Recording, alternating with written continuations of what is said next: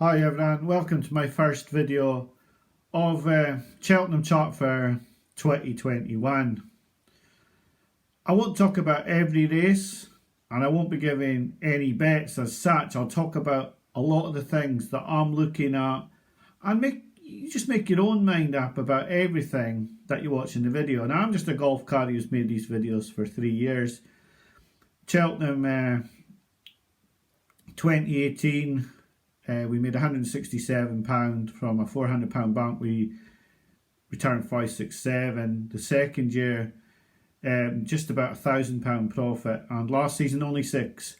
But last season there was a lot of second places and third places. Usually only 6 or 7 bets at each festival. And I like to talk about horses that I see that I don't think, like last season, the Monday after Chosen Mate run in January, I just thought, and I said it, like the horse didn't look like he tried a jot, and all of a sudden he turns up in the Cheltenham handicap and bolts in, and probably could have won the Arkle, but they went for a handicap. So try to flag up horses like that, and just talk generally about the value in the markets. And I've always said that it's very, very tough to get the value in the markets. Now, most videos will say Shiskin and Envoy Allen are certs for the Arkle and for the Marsh or the JLT. Now, well, my stats say, are they? Envoy Allen, I will say, backs a lot of the trends. Last season, he backed quite a few of them actually, but last season there was 6 odds-on shots ran at Cheltenham. This is like supposedly bankers now. 6 odds-on shots ran. Envoy Allen was the only one that backed that trend and won. Benny Dejeu was beaten. Carefully Selected was beaten. Defi Dessau was beaten. Tiger Roll was beaten. And Paisley Park was beaten. So there's 5 bankers that lost. 7 favourites won at the Cheltenham Festival last season, and 5 of them were in the handicaps. Only 2 horses in the other races won that were favourites. That's quite an amazing start, really, when you consider some of the horses that got beaten, like I say, Benny Dejeu, Tiger Roll, etc. So the only 2 that won were again Envoy Allen and Epatante. So there are no festival bankers. And you've got to realise that tying your money up now is for 4 months. And in these times, we don't even know if we're getting a Cheltenham Festival. But everyone's videos have started, and I'm going to start my own today. So, like I say, I'm not keen on the novice chasing divisions because we've got a lot of short-priced favourites. The long distance races, they seem very difficult. There's a lot of good horses in that division. Talking about Mankfish, Latest Exhibition, the Big Getaway, the Big Breakaway, all those sort of horses. Very difficult to see what could win an RSA. I think a couple will slip into the National Hunt Chase as well. I would imagine after Sunday that Latest Exhibition may be one to go to the National Hunt Chase, unless his run was down to the stables, poor form. But he was disappointing, really. I thought he would beat Pencil Full of Lead, and I didn't detect a lot of confidence in Pencil Full of Lead from people who would know how that horse was probably going to run. So for him to be beaten so soundly by Pencil Full of Lead either means that Pencil Full of Lead is surprising connections, or Latest Exhibition didn't run to expectations, or needs further. The novice hurdlers, I've seen 2 this season that I've been very impressed with. Obviously, one's Ballyadam, and that's telling nobody anything they don't know, and Dusart of Nicky Henderson's. But when we consider that we've still got Flint or Sacra to come out, Fernie Hollow, and Appreciate from the bumper form doesn't look brilliant, but at the moment, but Fernie Hollow was very, very impressive in that bumper, and Appreciate it probably needed further. So sort of hanging fire on that race at the moment.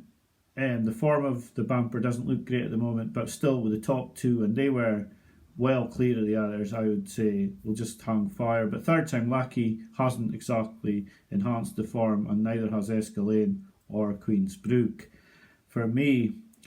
I'm going to talk about.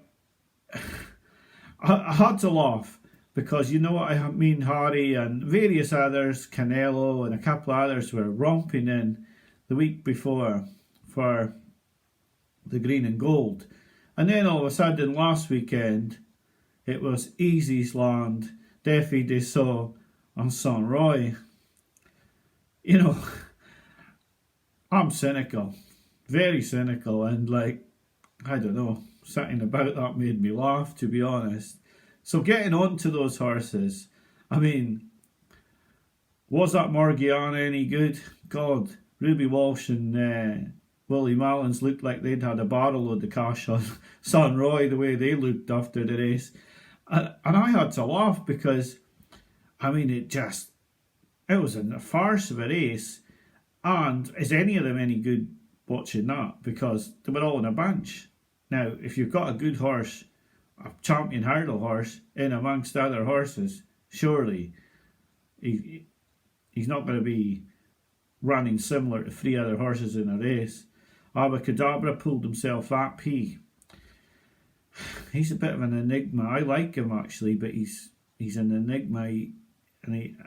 You wouldn't trust him because he could go a length ahead halfway up the running at Cheltenham and get caught again because I don't know, I think he's holding something back for himself, but that's just me, and maybe he is putting it all in, but God, I don't know if he is. On to the other two, because they're two of the horses that I would think, right, maybe. Now, I've never put a short priced horse up for Cheltenham yet, and I'm not going to start now, but 5-2 Easy's Land would be tempting me in. Away from the videos, it would be tempting me in. He was 7-4 to beat Tiger Roll before Friday. Now the ground wasn't in his favour. It was his first time out this season, and Tiger Roll's blown out, and he's now 5-2. I don't really get that price, to be honest. I watch all the videos, listen to all the podcasts, and without doubt the best is Up in the Ante with Gavin Lynch and David Jennings. Now, they have got the advantage of knowing a lot of people in racing, and you see Lynch put up a lot of JP horses. Well, they both do, and I would think that Gavin Lynch will put up Easy's Land today because he's not adverse to putting shorties up, especially when he doesn't have anything else to put up. And I think he'll put up Easy's Land at 5-2 with 365, who sponsor their show. So I'd say, if you want to tie your money up at this stage in the season, I'd say Easy's Land at 5-2. He won't be going off that price. And I don't worry about the jockey. I don't worry about any of it. I just thought it was his first time out for the season. And I can't see him winning a Grand National. He's probably not quite good enough for a Gold Cap, especially not a Gold Cap this season. So for me, 5-2 Easy's Land is big. I'm not recommending that you go out and back it, but I might. Defi Dessau, on to him next. Now he's blown out badly, but he did this 2 years ago against Layla and Co, Dynamite Dollars and that, and then he won the JLT. He's 14-1 any race with William Hill. Now I think that's just huge, because if he gets his season back on track, he's not going to be 14-1 for any race at Cheltenham. But I'd like to see him go in a Ryanair. Now admittedly, I'd be all over Allaho like a rash if Allaho ran in the Ryanair, but you get the impression that's not going to be the target with him, that they're going to go Gold Cap, even though he was crawling over the line in the RSA. But Defi Dessau is not going to be 14-1 for any Cheltenham race if he goes there. I think that's a very big price. So getting on to the other races, Put the Kettle On that won that race. Now, here's something that I check quite a lot. Is there ricks in the market? Before Sunday's race, Put the Kettle On was 10-1 for the Mayor's Chase with Skybet. Yet he was 12-1 any race with Skybet. Now that's nuts. So there's ricks out there. If he went for the Marsh Chase, went for the Mayor's Chase, I'd be all over her. But they're going to go for the champion chase, and I can't see her winning it. I can't see her beating Altior, and I can't see her beating Cheltenham Poursois. Now, Cheltenham Poursois is another horse that you got to talk about for Cheltenham. He's 9-2 for the champion chase. What price would he be if you knew he was going to get there, or with a run, Cheltenham Poursois? 5-4? That's what I'd make him. 5-4, 6-4 with a run. So basically, you're getting 3 points bigger on him getting there. Now, I make most horses 50, 50-50. Now, I know in a way that Cheltenham Poursois' injury problems probably make him a wee bit worse than that odds to get there, but they're very big odds if you think Cheltenham Poursois is going to get there. And make sure you check for any ricks in the any race market. Now, more companies will go any race as we get along, and it's a very good market to be checking in. I mean, a lot of people that throw darts, a lot of darts at it, would probably be well advised to go in on the novice hurdlers, any race, say on Fernie Hollow, Appreciate It, Ballyadam, Flintersacre, Dewsart, and maybe a couple of others. Even one winner still makes you a profit, and you could end up with two making you a good profit, or all three if you hit the jackpot. So there are various ways to approach the Cheltenham Festival. Like I said, I quite like those three sort of bets I've talked about. But just talking about the races, the rest of the races, I think JP will again target the handicaps. So if you see any sort of horses that are running way below where they should, or you think they're being plotted up, then they're probably going to Cheltenham. I think Gigginstown will really plot them up. I saw one of theirs that I thought, festival handicap maybe. That was Run Wild Fred in that latest exhibition race. I thought that was being lined up for a handicap mark for something. The Stairs, Sir de Burley, all of a sudden isn't getting a handicap mark this season. He's trying his heart out this season instead of being lined up for the Pertemps and trying to get him handicapped in 5th place in a qualifier this season. Strange that. Handicappers finally got a grip of him. The Gold Cap, was impressed with Manila Indo.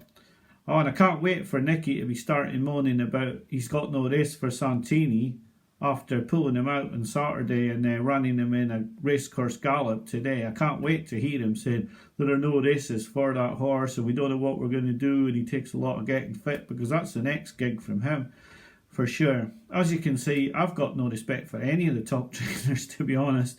I back all their horses, but I don't care.